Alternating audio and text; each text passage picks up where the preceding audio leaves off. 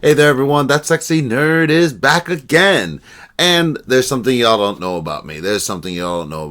I actually like owning Fords. Yeah, I know. I like the Ford Fusion, the Ford Escape, all those cars. And I know I barely paid attention to anything that Henry Ford did in school. Now I'm just finally interested in this stuff now. And I've been hearing a lot of stuff about him lately. And it's especially now with this whole strike that's been going on, And I wish them all the best. It's about time we get fair pay in this country. But, that's just my opinion. And I know I know not everybody likes that on YouTube. But anyway, I'd love to hear a hell of a lot more about him, especially during this turbulent time. And, it's nice to get more and more knowledge. So let's just get into it. And remember, please smash that like button if you want to see more sexy and nerdy content. And subscribe if you think I deserve it. And let's do this thing, y'all. 1896, Edison Company Annual Conference, Coney Island, New York. Hey! The electricity men sit around the table, talking about transportation. This engineer, teases one Edison employee, has built a quadricycle run by gasoline. Everyone then turns toward that young engineer, including the man at the head of the table, Thomas Edison. Is it a four-stage combustion? He's there? Asks Edison. The engineer, a young Henry Ford, breaks into a sweat. He's extremely nervous.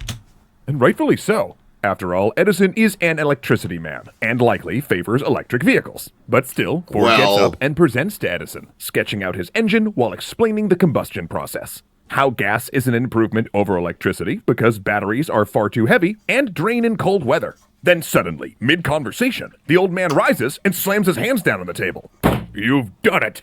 He's just convinced Edison that the future will be gasoline-powered, and it is Henry Ford who will assemble that future at the rate of one car every 93 minutes.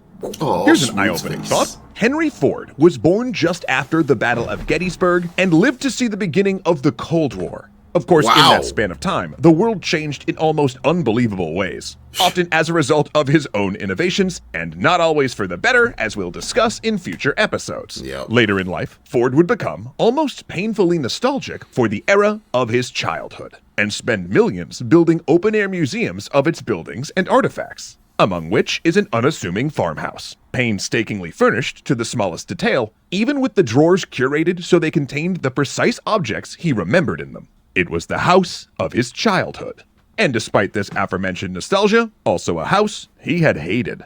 Henry Ford's father had fled Ireland during the Great Famine and settled on a farm in Dearborn, Michigan. His mother was a second-generation immigrant from Belgium, raised by Irish neighbors when she was orphaned. And despite his parents' hardscrabble stories, they'd become successful and prosperous farmers. So, though not wealthy, young Henry Ford was never truly poor. There was always enough work to go around, which actually turned out to be a problem for young Henry because, man, he hated farm work. It was repetitive, physically taxing, and isolating. Despised horses, calling them dangerous and ill-tempered, and found drinking milk repulsive. He even considered chicken meat unfit for human consumption. Not to mention, young Ford was infamous for shirking his farm duties. About an hour into each day's work, Henry would usually go back to the house for a drink of water and then disappear. They'd find him later taking apart someone's watch. Now, most farmers of the time would have punished this behavior, but Ford's parents, his mother especially, indulged him. They set up a workbench where Ford could tinker and bought him tools. Still, his father's expectation that Ford one day would take over the farm strained their relationship, especially after Ford's beloved mother died when he was 13. That was one of two big changes that happened in Ford's early life. The other, when he first saw the engine. Fall, 1875. Henry was helping his father bring in the harvest when they see it coming down the road atop four wheels. A portable traction engine, meant to be hooked up to threshing machines or sawmills to power them. And in a clever innovation, the machine is self-propelled. There are chains leading from the engine to the cart's rear wheels, so when the motor runs, the cart rolls slowly along the dirt road. Ford immediately stops the engineer and bombards him with questions. Who makes the machine? How fast can it go? How big is the boiler? Henry is 12, and he's just glimpsed a future where not only the tedium of farm labor can be eased, but where he can leave this farm behind on motor-driven wheels. That moment never left him. 4 years later, at 16, he convinced his father to let him move to Detroit to find an engineering job.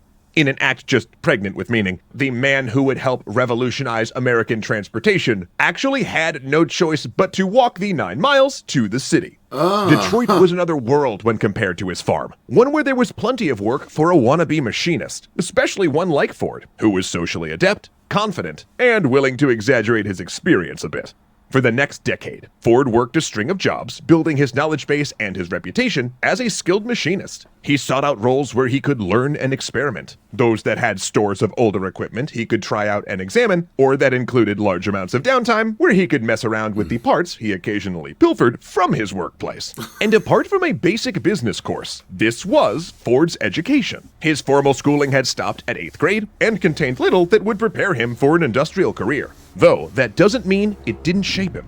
Back in his school days, Ford's teachers instructed directly from readers, a form of early textbook that taught an uncritical ethos of American progress and capitalist economics that Ford deeply internalized while also containing some pretty blatant anti-Semitism. Wait, did you see that cloaked figure? Oh my gosh, it's the foreshadow! The foreshadow knows. Ford hopped jobs when he'd learned all he could, and his skills progressed quickly. By 19, when he circled back to his family farm to work a Westinghouse steam engine for a season, he was adept enough to get hired by Westinghouse to fix similar machines. And repair was his favorite type of job. It used his problem-solving abilities while giving him large blocks of time to tinker. And tinker he did, mostly with motors. He repaired an internal combustion engine, which helped him see the potential of gasoline, and even built a miniature model engine. His greatest accomplishment, though, was convincing a family friend, Clara Bryant, to marry him. She did so with the knowledge that she wouldn't really see him much. He worked 16-hour days, but they matched each other well. She listened when Ford talked about his experiments and had seemingly endless reserves of patience.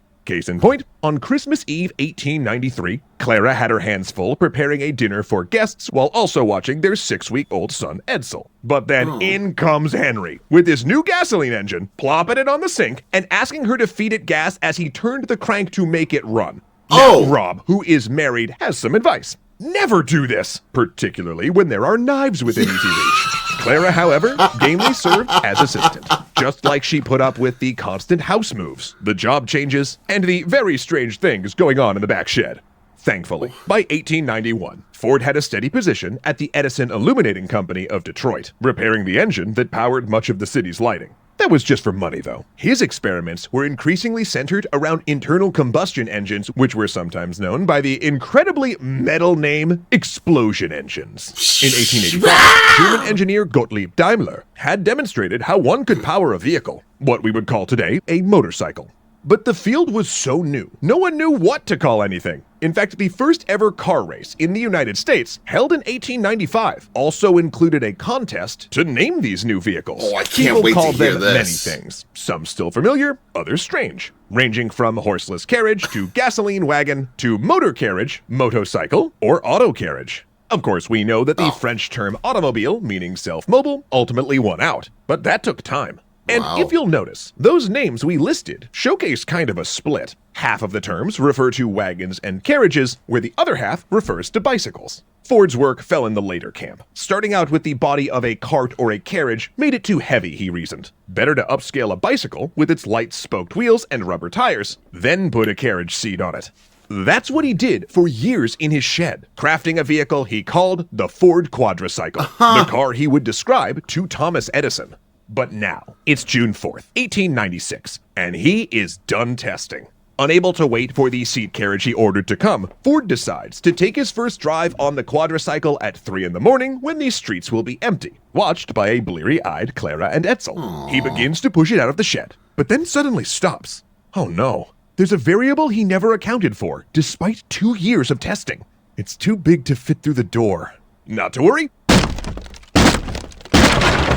Ford hacks through the door frame with an axe. Then once freed from the prison shed, he mounts his vehicle, starts the ethanol engine, and puts it into first gear. Oh, that woman's gonna kill him. To move. The 4-horsepower engine speeding him along as he turns off the alley into the street at a sweet 10 miles an hour.